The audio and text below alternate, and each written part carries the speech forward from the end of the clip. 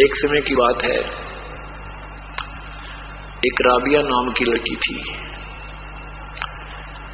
उस लड़की को मुसलमान घर में जन्म था, परमेश्वर ने उनको मिला अपनी बेटी को, जाकर परमात्मा मिले, क्योंकि ये पिछले संस्कार थे, कोई रोले मिले बहुत दिनों के, कभी उनको ढूंढते रहते अपने बच्चों को, चाहे किसी मजहब धर्म या जाति में वो उत्पन्न हो जाए। वो तो अपनी लाल देखते हैं भगवान, मजहब धर्म नहीं देखते, ना जाति देखते।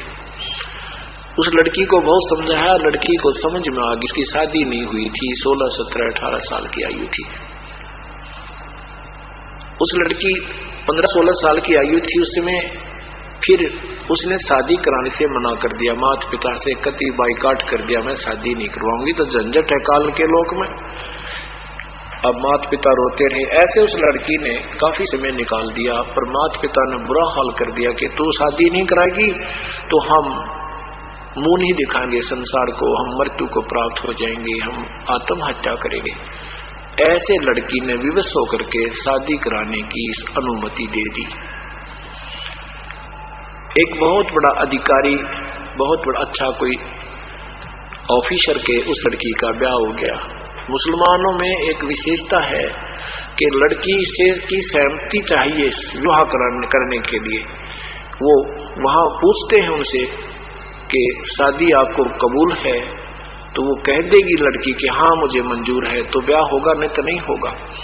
तो लड़की ने वो निकाह कबूल किया था। लड़की ने सोचा था कि यहाँ तो ठीक है, मेरी माता पिता नहीं मान रहे, विवश कर रहे हैं मुझे, क्यों इनके सिर में दर्द बनी, अपने पति से कह दूंगी, अपनी सारी कथा सुना दूंगी, और कोई धार्मिक भगवान भक्त होगा तो मेरी सुन लेगा, नहीं तो फिर अपनी वहां सुसाइड कर लूंगी, ना मान्या था, बाकी मैं शादी बिल्कुल बच्चे उत्पन्न करूं नहीं। जब लड़की वहां पहुंच गई अपने ससुराल, तो उसके अपने पति से कहा कि मैं आपसे एक अर्ज करना चाहती हूं। उसके पति ने कहा, क्योंकि पहले भगवान से डरने वाले लोग ज्यादा होते थे, तभी तो ये धर्म बने न्यारे न्यारे। क्योंकि जब एक धर्म में धार्मिकता नहीं रहती थी उस ग्रुप में, तो कोई संत महात्मा आके उनसे न्यारे निर्मल आत्मा बनाया करता था, बुराइयां छुटवाते थे। मुसलमान धर्म में हुक्का, शराब, तंबाकू, मांस कति छूते नहीं थे, जहां से हजरत मोहम्मद जी ने ये पवित्र मार्ग चलाया था। इसलिए मुसलमान कहते मांस खावे, लूटा खसोटी करे, बुरा हाल, ये क्या के मुसलमान तो मुसलमान नहीं है। इसी प्रकार हिंदू जो एक अलग से वर्ग बनाया गया था, वो बहुत पवित्र आत्मा होती थी, हुक्का, बीड़ी, शराब, मांस, तंबाकू छूते नहीं थे, झूठ नहीं बोलते थे, किसी की आत्मा नहीं दुखाते थे, भूखे रह जाते थे, न सारे कुकर्म करे। हिंदू किसे फिर वो? अब तो हम हिंदू हैं, हम ही मुसलमान हैं, ये पुण्यात्मा ईसाई हैं, यही आर्य हैं, और यही सब पुण्यात्मा है, यही विष्णोई है। क्योंकि जो पुण्य आत्मा है जिसमें वो सब गुण है, वही आत्मा धार्मिक होता है, अन्य धार्मिक नहीं होते। बेसिक फीत लगाई रखे। जैसे किसी का दादा परदादा वैद था, करीब वो भी दूसरे उसके पोते पड़पोते छठी पीढ़ी वाले भी हो गए, फलाना राम वैद, कृष्ण राम वैद, और जानते कोई ना पेट के दर्द की भाई किसे वैद, वो बेसिक फीत लगा रहे हैं, वो वैद नहीं है। ऐसे ही धार्मिक व्यक्ति वही है जो बुराई से दूर रहे, बुराई ना करे, वो धार्मिक है। उसने चाहे हिंदू कह लो, चाहे मुसलमान, ईसाई कहो, चाहे उसको कुछ भी कहो, वो धार्मिक व्यक्ति है। सिख कहो, जैसे जिसमें सिख धर्म प्रारंभ हुआ, वो तो छूते भी नहीं थे हुक्का, तंबाकू, मांस को। और सिख धर्म में देख लो कितनी बिजली गिर गई। एक किताब देखी मैंने पतली सी, उसमें लिख रखा है मांस खाना कोई बुरा नहीं है सिख समाज की, लेकिन जैसे मुसलमान हलाल करके खाते हैं ऐसे नहीं खाना, अपना झटका मार के खा लो, कोई पाप नहीं है। तेरा गजब हो गया। ये अपनी कथा बनाए बैठे, क्या महापुरुषों ने सदग्रंथ में लिखा कि तो मांस खाने का, तो हमने उन सदग्रंथों के विपरीत सब क्रिया कर रहे, इसलिए हम धार्मिक नहीं रहे, हमने फिर बनना पड़ेगा। तो इस प्रकार उस लड़की ने, उसमें धार्मिक लोग होया करते थे। राबिया ने अपने पति से कहा कि मेरी कर्ज है आपसे, मैं बच्चे उत्पन्न नहीं करूंगी, और यदि आप मुझे विवश करोगे तो मैं आत्महत्या कर लूंगी। मैं भगवान की भक्ति करना चाहती हूँ, मुझे एक ऐसा ज्ञान मिला है, मैं भक्ति करना चाहती हूँ। अब उसके पति ने कहा, राबिया तेरे से हमने कोई जबरदस्ती नहीं की थी, आपने निकाह कबूल किया था, आपने शादी स्वीकार की थी तो मैंने शादी की, आप मना कर देती, आप पर क्या दबाव था। लड़की ने बताया कि मैंने मना बहुत किया था, 4 वर्ष मैंने निकाल भी दिए थे, तभी मेरी उम्र ये इतनी हो गई है। मेरे माता पिता बहुत विवश थे, लोग लाज में आकर उन्होंने सुसाइड करने का पक्का इरादा कर लिया था। तो मैंने ये सोचा था जो अपने पति को समझाऊंगी, वो धार्मिक व्यक्ति होगा तो मेरी बात मान लेगा, और नहीं तो मेरी अंतिम आप ये बात सुन लो, अगर आप नहीं मानोगे तो मैं आत्महत्या कर लूंगी, मैं जीऊंगी नहीं। अब उसने सोचा, भाई अपने विचार किया, भगवान से डरने वाला था। उसने कहा, राबिया जैसे आपकी इज्जत है आपके माता पिता की, ऐसे मेरे माता पिता की भी इज्जत है। यहाँ भी समाज ऐसा ही गहरा है, परंतु एक काम करेगी तू, मैं तुझे अलग से एक मकान दे दूंगा, अपनी भक्ति करना, मेरे पास बहुत मौज है, अल्लाह की दी हुई, कोई कमी नहीं किसी वस्तु की। एक काम करना, तू समाज की दृष्टि में तूने मेरी पत्नी रूप में रहना होगा, और मेरी दृष्टि में तू मेरी बहन रूप में होगी। तुझे मैं हर सुविधा प्रदान करूंगा, तुझे नौकरानी दे दूंगा, लेकिन घर से बाहर नहीं आने दूंगा तुझे। अल्लाह का शुक्र किया, परमात्मा का शुक्र किया राबिया ने, बड़ी दया करी मालिक, कितना भाग्यवान आदमी मिल गया, ये तो एक बहुत ही सहयोगी होगा मेरे भक्ति में। कहने लगी, मैं कसम खाती हूँ जैसे आप रखोगे मैं वैसे रहूंगी। उसने एक अलग से उसको मकान दे दिया, सेवक एक आदि सेविका छोड़ दी, और स्वयं शादी दूसरी करवा ली। अब वो 55 साल की उम्र होगी जब राबिया की। उस नादान ने 4 वर्ष परमात्मा की भक्ति की, और जब शादी वहां से होगी तो वहां उसने उसके माहौल में रंगी, जो वहां के लोग धार्मिक अपनी पूजाएं करते थे वही करने लगी। 4 वर्ष उसने कति निभा करके भक्ति की थी परम पिता के नाम की। बाकी फिर वो डले ढूंढ लाएगी जो अपने परंपरागत होते हैं, क्योंकि ये कुसंगत बहुत बूढ़ी होती है। जहाँ एक परंपरा पड़ी है और वहाँ 1000 आदमी एक सी साधना करते हैं, तो फिर वो स्वतः उनको पसंद आती है, शायद ये ठीक है, मैं एक लिख दे गलत ना हो जाऊं, क्योंकि फिर भगवान का सतगुरु का संग उसको मिला नहीं, क्योंकि वो नाम रहित होगी थी। 55 वर्ष की जब वो राबिया होगी, अपने पति से कहा, क्योंकि ये एक और बीमारी है इन मजहबों में कि जो मक्का में स्नान, मक्का के अंदर जो दर्शन नहीं करके आता, हज नहीं करके आता, तो वो स्वर्ग प्राप्ति नहीं करता, वहां जाना आवश्यक होता है।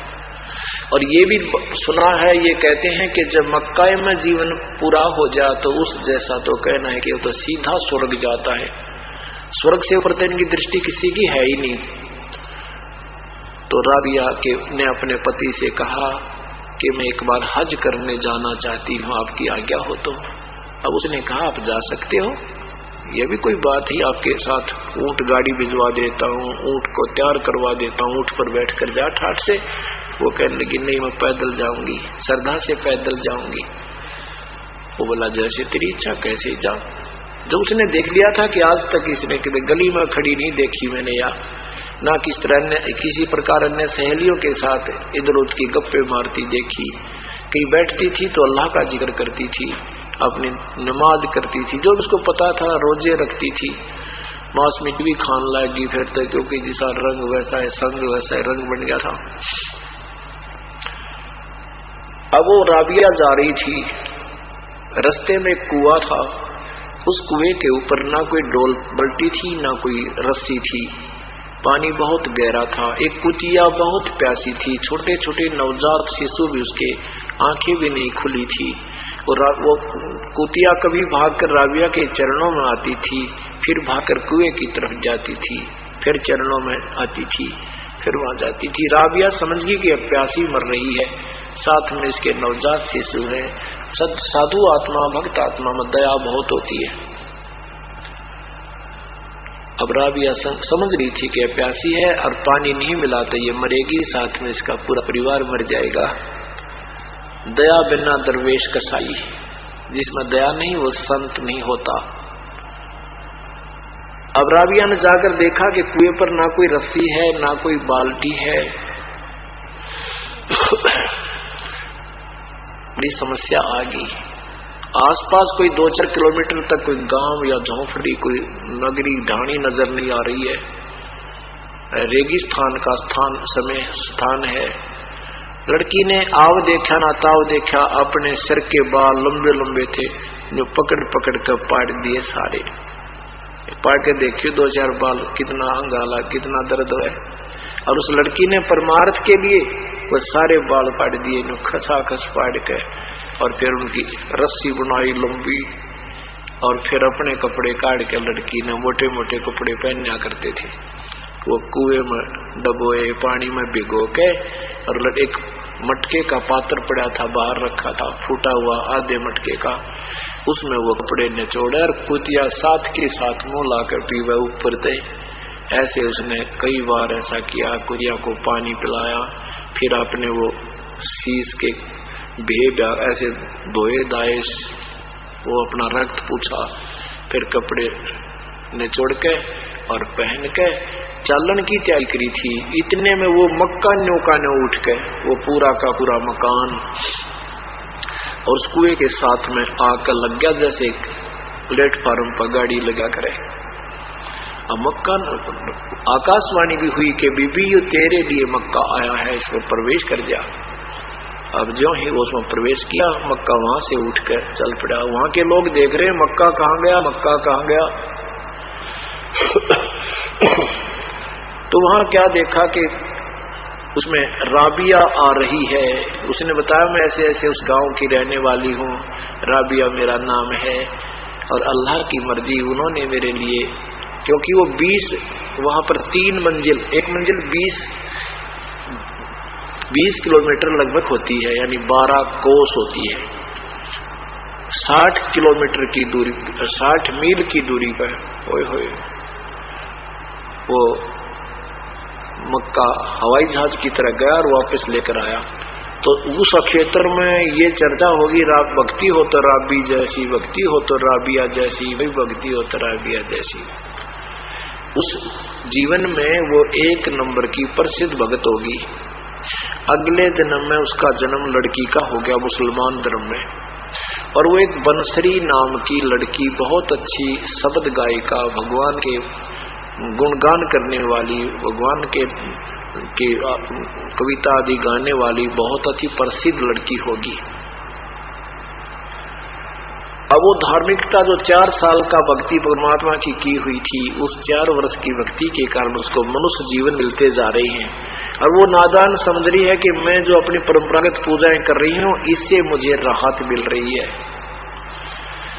अब वो धार्मिकता उसके अंदर फिर भी समाई रही, और उसने सुना था अपने परंपरागत के जो मक्का में जिसका जीवन पूरा हो जाता है वो सीधा स्वर्ग जाता है। बंसुरी ने सोची, जब 60-65 साल की होगी, बंसुरी ने सोचा कि क्यों ना मक्के में अपना जीवन कर पूरा, स्वर्ग तो जाना है, ये वृद्ध अवस्था होगी, एक दिन मृत्यु तो होनी ही है। ये सोच के लड़की ने मक्के में अपनी गर्दन काट कर चढ़ा दी। अब दुनिया कहती है भाई ये तो गई स्वर्ग में, ये तो गई स्वर्ग में, बंसुरी तो गई स्वर्ग में। अगले जन्म में उस लड़की का जन्म एक संस्कारवश गणका का हो गया, वैश्या बन गई। वो पूरा जीवन गंदा भोग के फिर उसका फिर कुछ मनुष्य जीवन शेष था। वो शेख तकी जो सिकंदर लोधी का धार्मिक गुरु था, उस शेख तकी के पुत्री रूप में जन्म